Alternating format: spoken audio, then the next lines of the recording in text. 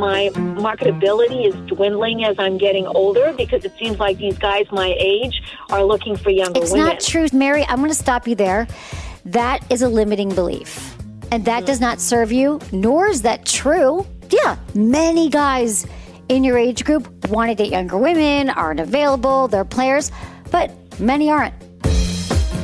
You're listening to Sex with Emily. I'm Dr. Emily, and I'm here to help you prioritize your pleasure and liberate the conversation around sex. It can be difficult to meet new people and cultivate relationships, especially when looking for romantic partners. But don't let that hold you back from trying. You might just need a new strategy. Well, on today's show, I take your calls on modern dating and how to solve the problems you're running into. Let's say you want to date an older woman, but don't have confidence in your communication. How do you improve your conversation game? When you've been single for years and fear of rejection, how do you break out of romantic stagnation? Or what about breadcrumbing, when someone gives you just enough to keep you interested without outright ghosting you? How can you directly communicate without coming off as pushy? Finally, what are the signs of love bombing? One caller asked me if that's what's happening to her. Spoiler, yep. Intentions with Emily. I want to start off by setting an intention for the show, and I encourage you to do the same. My intention is to remind you that you're not alone. And dating doesn't have to look just one way. Like you get on an app, you instantly click with someone and ride off into the sunset. This is your journey. And by the end of this episode, I think you'll feel a lot more grounded in your search to find someone special. Please rate and review Sex with Emily wherever you listen to the show. My new article, What is a Sexual State of the Union and Why Should You and Your Partner Have One, is up at sexwithemily.com. Check out my YouTube channel, social media, and TikTok. It's all at Sex with Emily for more sex tips and advice. And if you want to ask me questions, leave me your questions or message me at sexwithemily.com/assemily or call my hotline 559-TALK-SEX or 559-825-5739. Just include your name, your age, where you live, and how you listen to the show. And you can change your name or choose to remain anonymous. It's all good. Okay, exciting news. This is kind of a big deal. I've been telling you about a new book, which is really a compilation of my life's work with a twist. And I just got my first review and I want to share it with you because it's really exciting. Because you never know. You put a book out in the world and how's it going to be reviewed and received? This is from Publishers Weekly. And they said Morse's prose reads like a conversation with an older sister if she had a doctorate in human sexuality. Her style is fun, informative, and straightforward. This serves as an excellent resource on sexual pleasure for singletons and couples alike. And even the most sexually knowledgeable may find a helpful tip or two. Thank you, Publishers Weekly. I love that. See, wherever you are in your sexual journey, this is going to be your new sex Bible. Also, I'm doing a book tour. This is the partial list of the book tour, but I just released the dates. You can get tickets. I want to hang out in person. I've never had an actual event where I can meet you.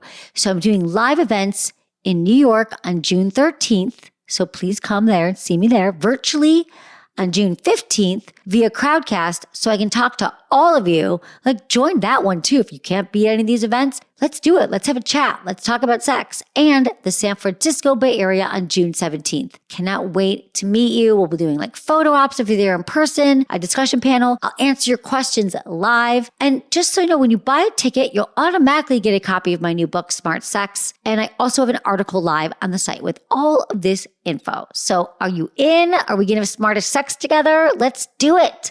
Let's have some fun on the road, okay? Can't wait to meet you.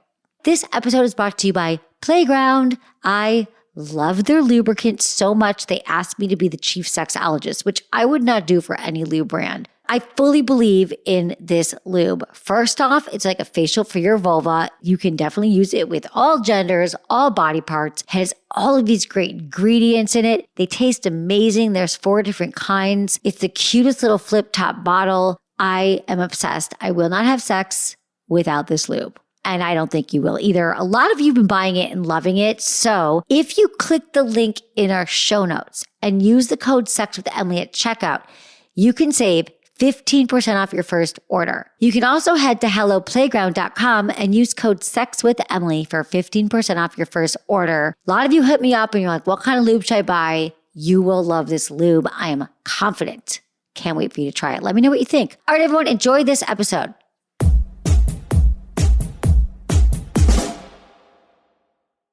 By now, you've probably heard my Magic Wand story. It's a brand that's been part of my personal journey for more than 20 years.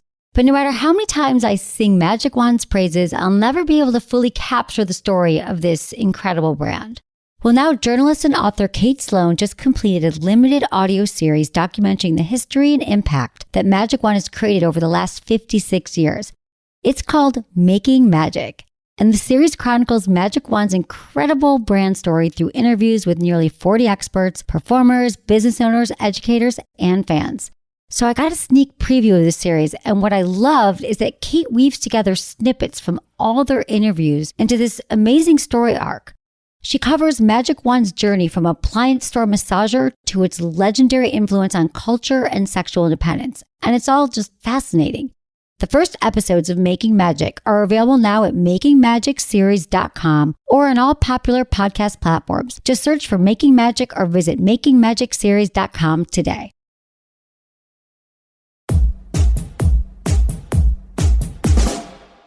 Your relationship with somebody isn't necessarily about the two of you. They talked about relationship satisfaction in this study, and it says that your own personality accounts for 19% of the, talk about relationship satisfaction. Your partner's personality is only 5%. And then the relationship related characteristics, like how you deal with conflict, processes that you put in place to feel like healthier and resolve things, is 45%. Everyone wants to know, like, what's this elusive chemistry? How do we know if someone's right? The individual variables that explain, like, don't you want to know now, like, how do you measure satisfaction? Measuring happiness. But it's your life satisfaction, your negative affect, how irritable or distressed you feel, if you have depression or feelings of hopelessness, or if you worry about a lot of your relationship, or if you have attachment avoidance, right? So you become too attached. Those were some of the individual variables that explain the differences. And then we've got like powerful variables. Well, you guys know this. Feeling appreciated. If you guys have sexual satisfaction together. If you believe that your partner wants to be in the relationship forever. Like your perceived partner satisfaction. So like it's those things, those in-jokes that you have, the shared experiences, the things that you guys do together is so much more than just the two of you. Like my partner is, on their phone too much, or they don't put their dishes away. Think about your relationship as like a third entity. It's like you, your partner, and then your relationship. So it would make sense that the relationships that you develop together, like that entity, because maybe your partner, you guys break up, or you've probably had an ex that you're like, oh God, we were a disaster. They're terrible in a relationship. And then you hear, oh, they're off with someone happily married. So sometimes it's not so much that your ex is a bad person, you're a bad person. Just together, you made this thing that just did not work for all these other variables. So I think that in a way it makes you feel good because perhaps having a great relationship is less about finding that person that checks all of the boxes, which is what I think dating apps try to do, is that they try to say you need all these things. And what I think the dating apps are really strong at is just, it's a numbers game. So rather than sitting home, here's 5 matches, which you would not have found otherwise. But really it's about how are you building up those relationships? How are you putting processes, procedures, and conditions in place that allow it to be a healthy relationship overall?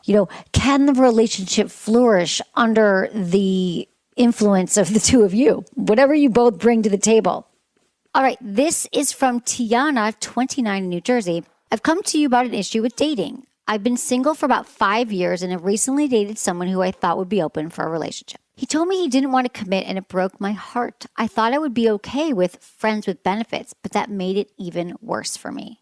I've been thinking of the pros and cons about him and my ex and what kind of relationship I want in the future. I decided to go on a dating app and just put myself out there, but I hesitate to speak with them or meet them because I'm afraid of getting hurt. How can I face this fear? Oh, Tiana, I hear you. When we go through a breakup and our heart gets broken, sometimes the first time it gets broken, it just can really, really hurt. And then it only takes one heartache sometimes to just get us off track, especially, when things going to go somewhere and tell you to want to commit. But how you face this fear, there's a few steps that I always recommend. And you've done some of them. You said that you've thought about the pros and cons and what kind of relationship you want in the future. That's really, really important step. So good for you for doing that. But some other things that you need to do or that I recommend that are important, focus on like self-loving yourself. And here's the thing. And what I mean by that is it is all a journey. There's the masturbation part of self-love. There's loving who you are today. So, knowing that you have all these great things to bring to a relationship. Getting clear on your needs as well is important. I know you said the pros and cons, but what are your needs? What's important to you in a relationship? Like needs that like you want to be seen. Okay? That's a really important one for me. I want to date someone who gets me, who knows me, like where I feel seen. They notice the little things. They show up and they pay attention. They participate in communication. They show up when you need them. I don't date assholes. I don't date people who don't care about me, but in the past, I think a lot of us have dated people like that. I think you only date a few people that like that don't work, I hope. And then you feel like, oh, actually, I deserve better. But sometimes the more time we take, it can be a lot harder to get out there. So just recognize right now that you don't have to go right into a serious relationship right now. So what I recommend that you do is try to go on a little mini date. Meet someone for coffee. You're already on the dating app. But to get over your fear, we have to face fear. Nothing bad's going to happen to you. It's just a matter of facing that and saying, I'm going to try right now because I love myself enough and I care about myself enough to face this fear. And once you do it, you're going to say, what was I waiting for? You're going to realize there's a lot of great people out there. And you already were hurt. The worst thing did happen. And you're still here. And I promise you that you are stronger because of it. You got to get out there again. And you could, again, just because you go out with someone doesn't mean it's a relationship, doesn't mean that you're walking down the aisle. It just means that you're exercising a muscle. Dating is a muscle. And if we don't exercise that muscle, it gets a lot harder. Just like going to the gym. We lifting weights every few times a week. It feels great. And then we stop for a few months and it's really hard to get back out there. Well, you've waited 5 years. And so if you can take baby steps, you're not going to go back to the gym and start lifting the same weight you were lifting before. You're not going to go back out there and get into a long-term relationship right away, but you're going to start seeing what it feels like to meet new people and to be in your body again and just feel like a woman that, is hot and ready to date and who's a fabulous person who deserves a lot of love and connection like we all do. So it could be a Zoom date. It could be a coffee date, but just practice it. And then you're going to see that you can take that power back and you can face your fear. Because fear is only false evidence appearing real. Let's talk to Mark, 40 in Texas. Hi, Mark. What's going on? So here's the thing. It seems like I'm on these apps, and I meet some nice people, but to me it seems like it should be reciprocal. I realize there's always a chase factor, and the guys are usually, token with that to be the ones, the pursuers, if you will. But I don't know where it goes from pursuing to them not interested, and I don't know how to play that level to say, are they actually interested, or is this just a game of numbers? Because it seems like I go on a lot of dates, and then it's like I'm always like, what's next? Not even trying to say take it to a different level, but it's just like, I don't want to be left on red or have the phone calls and come back the same way that the women don't. So it's like, how does that get reciprocated? And, it seems like a different world now. It's a great question. So explain to me, give me a specific example of what you're experiencing. Like, walk me through it. You go on one date, and then what happens? You don't hear from them, or? Oh, no. It doesn't get there's there? Multiple conversations. There's text messaging. There's phone calls. There's set up for another date. And then after that initial contact, it's kind of like, okay, I even have the conversation with them where it's like all interest is dead. And I'm like, hey, I get it. If it doesn't click, it doesn't click. We'll move on. No big deal. But then it's like, oh, no, I've just been busy. And then it's back to, I wouldn't even say ghosting, but it's more like baiting. It's like they're always breadcrumbing. We have a name for it. It's called breadcrumbing. Yes. When they just give you enough to keep you hooked. There you go. So I just don't understand. And then that gets translated to whenever I call them out on it, or I'm just like, no, have a nice day. Then I become the proverbial ass because I don't want to play the games. And how many times is this coming from you? Happen with you? Like, is this like it happened 3 times, or has it happened like a lot over the last 6 months? Well, I'd say I've only been on, I'd say probably 4 dates with 2 different women, and both women it ended up being the same way. Rejection is so hard. It's literally one of the most painful human conditions is rejection. So when we feel it, it takes up so much more weight than other conditions. So I say you're just getting back out there. It's a muscle. Not every situation is going to be like that. 2 women. You're in Texas. Mark, do you know how many women are in Texas that would love to be with Mark, who actually wants to be in a relationship right now, who's like a good guy and wants to follow through and doesn't want to put up for bullshit? You just haven't found him yet. And I wouldn't paint a picture that this is the state of the world right now. I mean, yes, people have always been breadcrumbing and ghosting. You know, you could say to them, I think there is a middle ground. There's a between saying like, okay, are you in or you out? Because all these people are ghosting me and just tell me and saying, I think we should do this again. How about, and then ask them out and then just plan a date or say something. And then if you don't hear from them, I mean, like cut it. Don't even spend time thinking about it and move on to the next. So make the offer, be specific, not about, hey, want to get dinner one time. But I love when a guy texts me or calls me with a plan. I would do a video chat. I would say, hey, want to pick up the phone before you actually meet up with them. Okay, I have to admit, Texas is a little bit different because you're saying, is there still this expectation that I have to put out all the effort?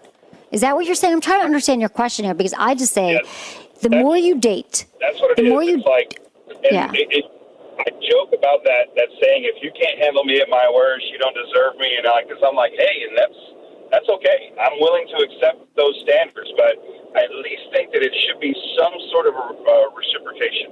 If you're not interested, by all means, don't be interested. But if you are interested, that means you gotta have something. There needs to be something there, right? Well, but what you're telling me is 2 dates. You went on 2 dates or 4 dates with 2 women. 2 different women, 4 dates. And they ghosted. And then they weren't interested. But to me, this doesn't correlate with what you're saying is make an effort. You asked them out twice, but maybe they realized they weren't as interested right now, or who knows. But that doesn't mean that you won't find a woman who says, yeah, Mark, let's make a plan next. Those women are out there. So keep going and then keep your eyes open because the more you date, it's a learning curve. You start to learn about yourself. It's like everything. Dating is a skill set. It's not just something we're all naturally, like we all know how to date and we all know our own aptitude. You know, it's like you have to practice it. So keep going out there and then you'll start to learn, oh, this kind of person isn't, I can tell already. This is a pattern from the women who don't commit to me, you know, this is what it means. And you start to recognize behavioral patterns. And then the more you go out with people, like I think that they reject you. Like that's, you know, what do they say? God's rejection is God's protection. Like they did you a favor. On to the next. But you get to learn from all of these experiences. So that's what I believe. And the sooner we can not obsess about why things didn't work and what happened to us, because you knew them for 3 hours and they've taken up maybe, 10 hours of worrying, or we're talking about now. Like, let's think about what you're going to do next. Who's the next person you're going to swipe on? Maybe there's another app to try. Bumble, the women have to make the first move. A lot of people love Hinge right now. Super popular one. There's a lot. And just if you've got the time right now, just kind of craft it and get more specific. And then you'll develop the Mark way of dating that makes you feel that you are giving, but also receiving from women who deserve you in your time. All right. Well, thank you. I appreciate it. Of course, Mark. Don't let this stuff stop you, you guys. Dating isn't easy. It's not easy to find a partner. Anything that's worth having takes effort and time and focus. You just don't get lucky and randomly. Some people get lucky and randomly meet people. The dating apps are exploding. There are more and more people who are dating online than ever. So I think that's good news. You just got to put up with some bullshit. You always got to, what they say, kiss a lot of frogs. You got to deal with a lot of people ghosting and a lot of people who are not what you thought, don't look like their picture. But I believe you will find your person when you prioritize it, change your behavior, and make the time. Don't swipe left, because after the break, I'm talking to callers about dating older women, dating after divorce, and deconstructing your limiting beliefs.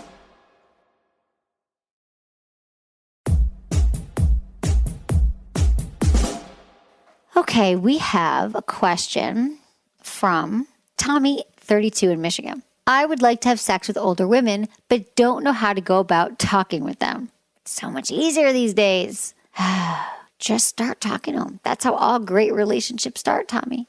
If you find someone that you're interested in, I think you strike up a conversation. What's your intent for wanting to have sex with an older woman? Is it to get experience? Are you looking for a relationship? A lot of us just, we are not clear on what we actually want from relationships. I don't think that finding someone to have sex with or to date is any different than if she was your age or she wasn't your age. It's the practice of communicating. I think a lot of us think it's like this whole secret, like, what do I do? What do I say? And I think the more planned we are, we try to think about like, what's my pickup line and what am I going to say? It's like, be yourself and just strike up a conversation, see where someone's at. And if you've never done this before, and I have this sense that people, who kind of grew up with cell phones and kind of being on their phones and being on laptops, it's less comfortable perhaps to actually approach someone and to initiate a conversation. But it is a practice, and the more you practice it, the easier it'll get. And my suggestion for everybody who is looking to date someone right now who's single is to practice just talking to people when you're out, even people you don't want to sleep with.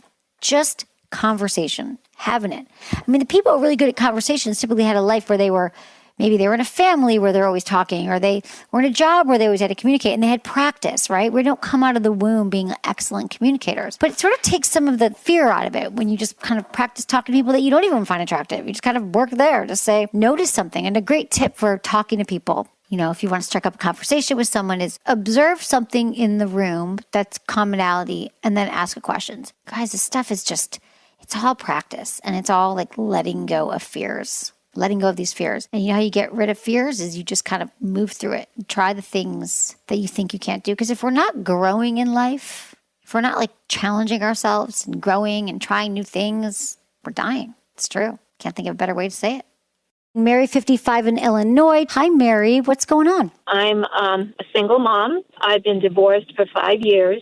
And just very frustrated with finding or meeting men in my age group who want a committed relationship. It's just very frustrating. It feels like they're still out there in their mid to late 50s wanting to play the field, And I met somebody through a friend. I did the online dating thing a few years ago. It didn't really work out for me.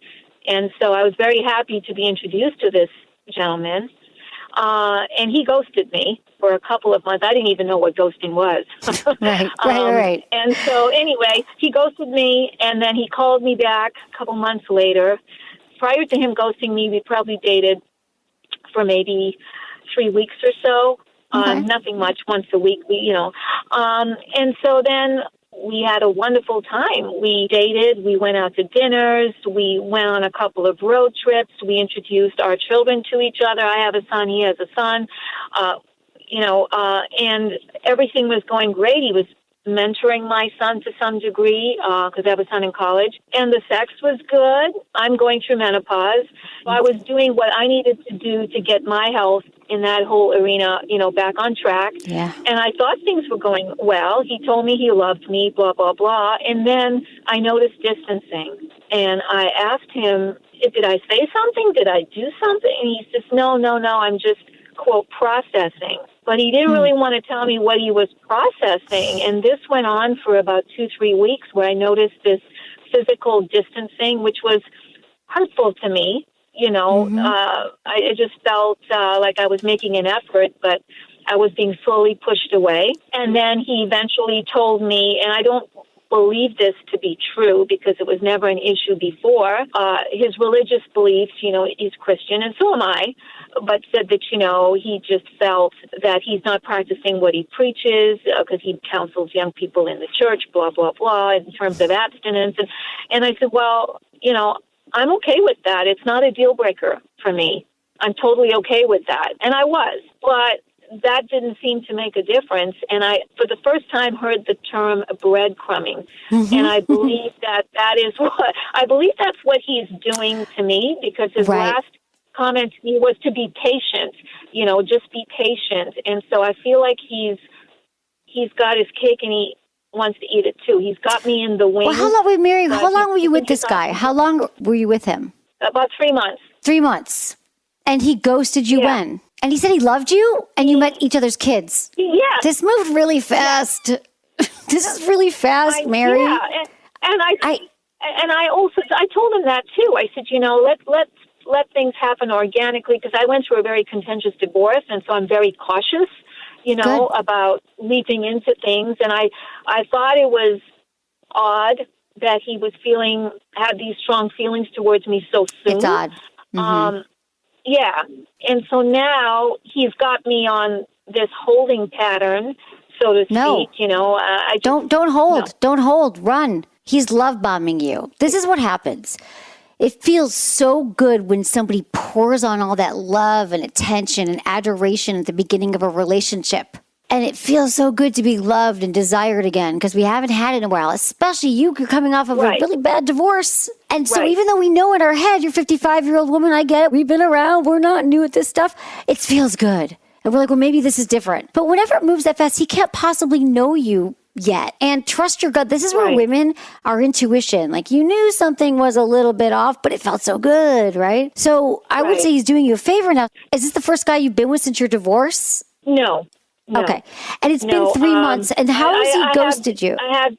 So let me tell you, the reason he ghosted me, when I asked why he ghosted me, and this is what I think is really quite telling, he told me that he ghosted me, and he told a friend who introduced us that he ghosted me because I was keeping him in the friend zone. And I thought, well, first of all, I've only been seeing you for 3 weeks. I'm certainly not going to throw myself at you. I'm a respectable woman, and I'm carrying myself, I hold myself to certain standards.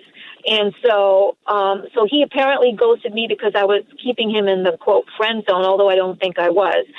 And so I think it's really ironic now how months later he's semi-ghosting me, if you want to call it that, because all of a sudden his religious values and his religious beliefs have come into play. Wait, back up. So the first phase, stop us up. The first 3 weeks you were together, you got feedback that he said that you were putting him in the friend zone. And then you clearly got out of the friend zone, started dating, and then 3 months later, now I'm just following. And so now he goes, and then he ghosted you, which is, right. Okay.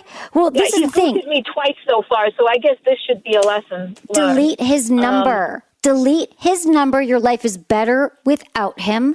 He has shown you who he is, and believe him. Yeah. He's not, Emily, doesn't even matter why. What does a woman like me, my age, do to meet men? I mean, I dated someone who was younger and who was far more mature than some of these 50-something-year-olds that I've been meeting. How'd you meet the younger guy? I just don't, at the gym. And it was a long relationship, lasted for quite some time.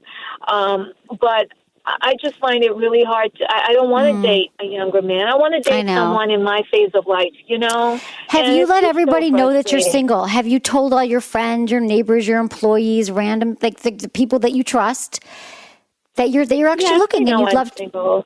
But have you said to them specifically, hey, if you happen to meet anyone, I'm actually looking right now. If you happen to meet anybody, please think of me and let me know. This is what I'm looking for. You can't expect people to be thinking of you. We have to do something outside of our comfort zone. Maybe that's not comfortable for you. Go on Facebook. You're probably on Facebook. Are you invited to any events that you would normally not go to? Say yes to those. Is there a meetup?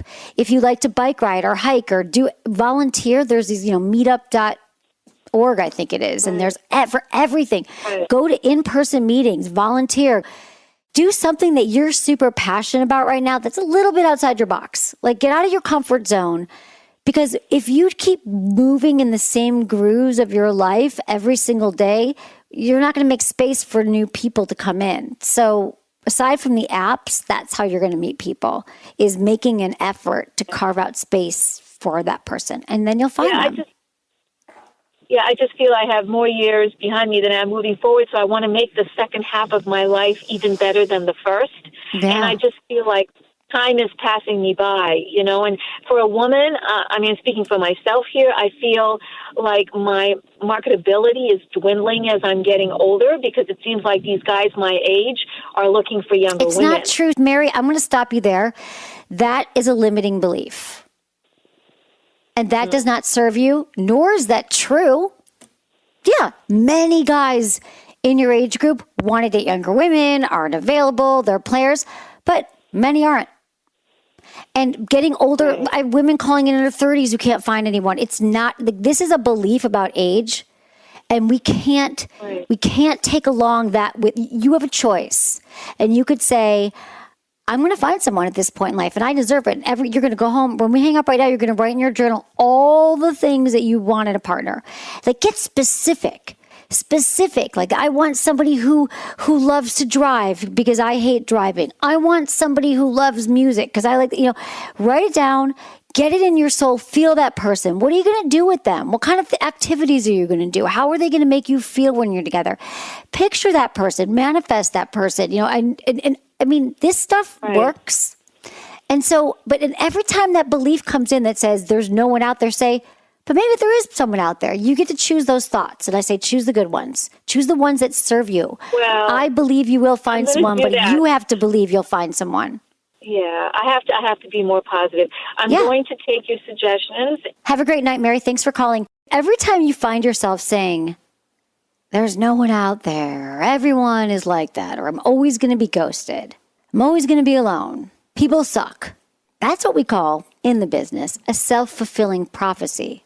The more you believe something, the more you think it becomes your reality. What you focus on becomes your reality. So if we're constantly thinking about worrying about money, I'm going to go broke and all these things are going to happen.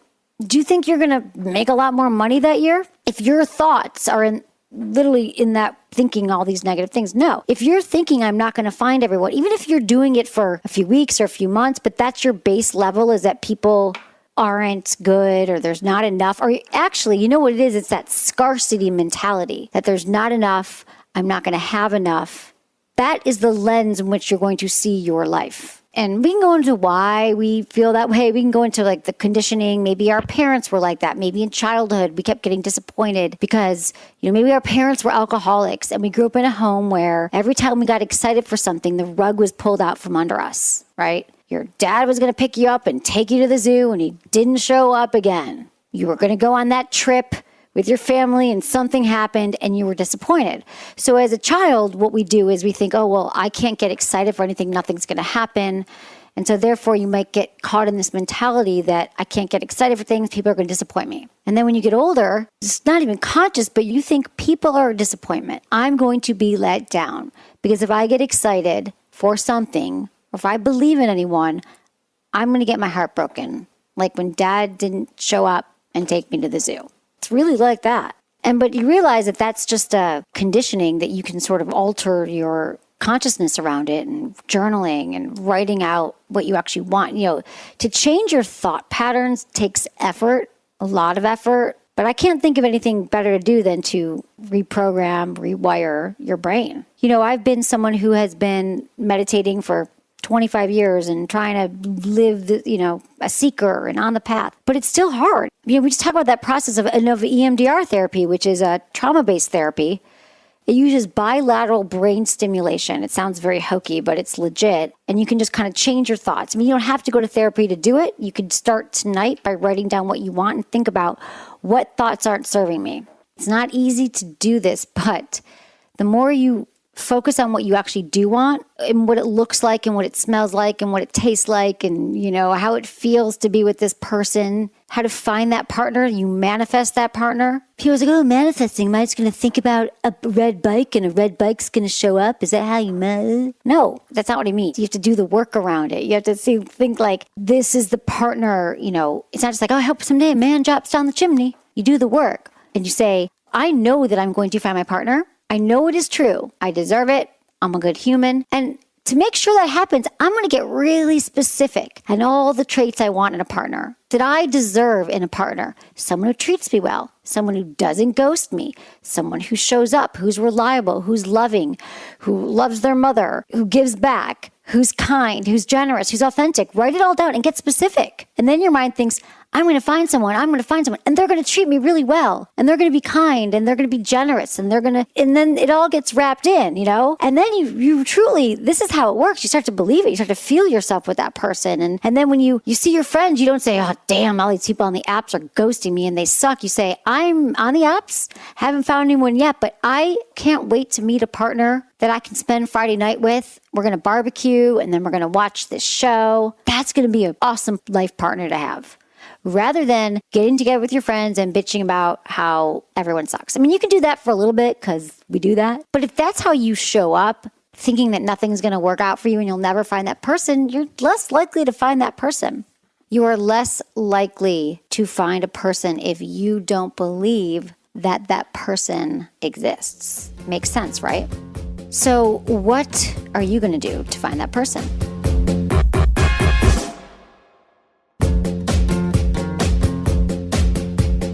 That's it for today's episode. See you on Tuesday. Thanks for listening to Sex with Emily. Be sure to like, subscribe, and give us a review wherever you listen to the podcast, and share this with a friend or partner. You can find me on YouTube, Instagram, Facebook, and Twitter at Sex with Emily. Oh, I've been told I give really good email. So sign up at sexwithemily.com. And while you're there, check out my free guides and articles for more ways to prioritize your pleasure. If you'd like to ask me about your sex life, dating, or relationships, call my hotline, 559-TALK-SEX. That's 559-825-5739. Or go to sexwithemily.com/askemily. Special thanks to Acast for powering the Sex with Emily podcast. Was it good for you? Email me, feedback@sexwithemily.com.